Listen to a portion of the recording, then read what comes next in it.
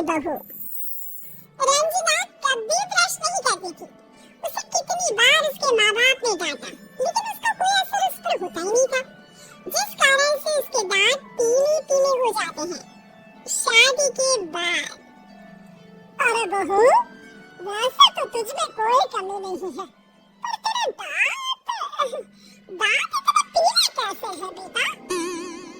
कैसे मतलब? कोई सर्जरी थोड़ी ना कराई है। वो तो क्या नाम है, ब्रश नहीं करती थी तो पीले हो गए। क्या करूं? आप कहे तो लाल करवा लूं या फिर काले? यार ये क्या है, क्यों माँ से लड़ रही हो? लड़ रही हो? अरे ना लड़ रही हो, या ये बोल रही है कि दांत पीले हैं, पीले। अरे तपस्या थोड़ी ना की है इन्हें पीले करने के लिए। बकायदा ब्रश नहीं किया 20 साल तक, तब जाकर। छी, कैसी बात कर रही हो? ये उस वक्त तो पीले नहीं थे जब हम लोग तुम्हें देखने आए थे, और तब साफ करवा लिया होगा डेंटिस्ट के पास जाकर। अब देखो कैसे पीले पीले लग रहे हैं। रंजना सास की तरफ गुस्से से देखती है। फिर शुरू हो गई पीले पीले पीले। अरे पीले तो तब भी थे जब मेरे हाथ का रसगुल्ला उड़ा उड़ा कर खा रही थी और भूल रही थी लड़की नहीं गुणों का खजाना दे रहे भाई साहब। अब वो लोग करते थे तो क्या कहते, पीले दांत वाली बहू पल्ले पड़ी थी तो झेलना तो था ही। एक दिन कीर्तन में रंजना गाना गा रही थी। अरे कमला बहन, माँ का द्वार है, यहाँ तो सब शुद्ध होकर आते हैं, फिर अपनी बहू को ब्रश भी नहीं कराती तुम। दूर से पीले पीले दांत भक्ति में बाधा उत्पन्न कर रहे हैं। अरे कोई 2 साल के बच्चे थोड़ी ना लेकर आई हूँ मैं बहू बनाकर, अच्छी खासी लड़की है। अरे कैसे करवाऊँ ब्रश, ये तो उसे खुद करना चाहिए ना। अब माँ बाप तो इसके जैसे पैसे निपटा दिए, ये नहीं सोचा कि सास कैसे संभालेगी। सास बहू को लेकर घर आ जाती है, लेकिन सोच लेती है कि अब इसे लेकर कहीं नहीं जाएगी। अगले रोज बहू कहती है, अरे क्या हो गया, मंदिर नहीं जाना क्या? कीर्तन का वक्त हो रहा, मेरी मधुर वाणी से कान्हा जी जागते हैं और सोते हैं। आप तो जानती है ना उनकी भक्ति में कितना मन लगता है मेरा। वो क्या है ना, तबीयत ठीक नहीं लग रही है मेरी, आराम करूंगी मैं। तबीयत ठीक नहीं लग रही? अभी तो मिथुन के गाने पर नाचिंग किया, अरे बोली कि तबीयत ठीक नहीं लग रही। अरे भक्ति में मन लगा लो सासू माँ, ऊपर जाना है, क्या मुंह दिखाओगी आप? सास को बहू की बात पर गुस्सा आ जाता है। मैं क्या मुंह दिखाऊंगी, इसकी चिंता तो ना कर, समझी? अपने मुंह की चिंता कर, जो ये पीले पीले दांत लेकर हर जगह पहुंच जाती है। पता है लोग कितना मजाक बनाते हैं। ना जी ना, मैं नहीं जाना कहीं तेरे साथ। तो ये बात है, कोई ना, मैं क्या, मैं अपने कमरे में ही बैठ कर भक्ति कर लूंगी। ऊपर वाला दांत थोड़ी ना दिखता है, मन दिखता है, भावना दिखता है।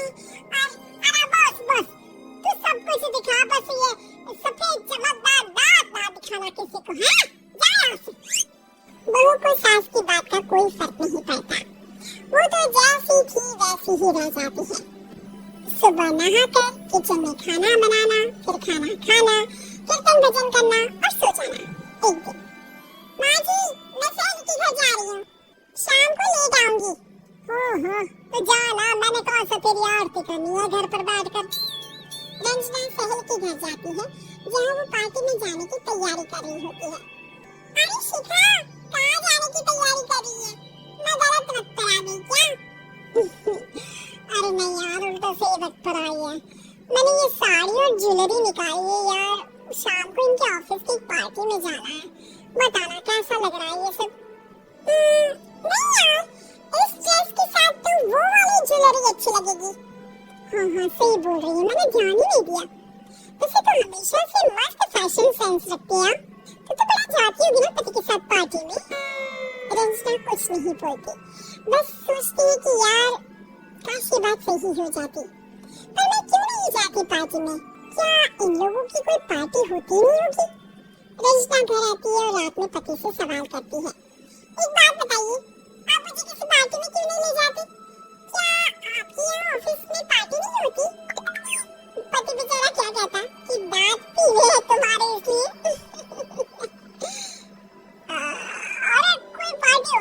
हम लोगों के ऑफिस में, तो कहाँ से लेकर जाऊँ?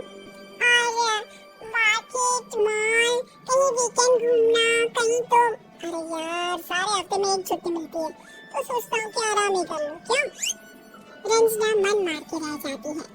पहले कभी सास के साथ मंदिर जाया करती थी, लेकिन वो भी सास ने ले जाना बंद कर दिया। घर बैठी बैठी रंजना बोर हो जाती है। तभी उसे आइडिया आता है और वो मायके जाने का सोचती है।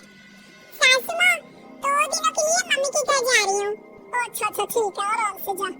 और हाँ, माँ से कुछ अच्छी आदत सीख कर आना कि कैसे शरीर के हर बात की तरह दांतों की सफाई भी जरूरी होती है, समझी? शुरू हो गई ना?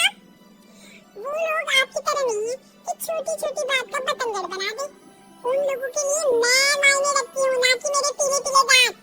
रंजना माँ को बिना बताए उन लोगों को सरप्राइज देती है, लेकिन जैसे ही वो दरवाजे पर पहुँचती है, अंदर देखती है कि घर वाले कहीं जा रहे होते हैं।